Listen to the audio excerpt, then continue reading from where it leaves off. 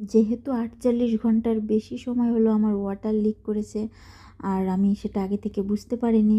তো ডক্টর আর কোনো রিস্ক নিতে চায়নি যে বেবির কোনো ইনফেকশন হোক, সেটা চায়নি, তাই আমাকে এমার্জেন্সিতেই ভর্তি করে রেখে দিয়েছে।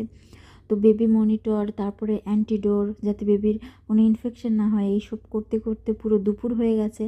আর আমি সকাল থেকে না খেয়ে আছি। তো দুপুরে তারা আমাকে খাবার দিয়ে গেছে।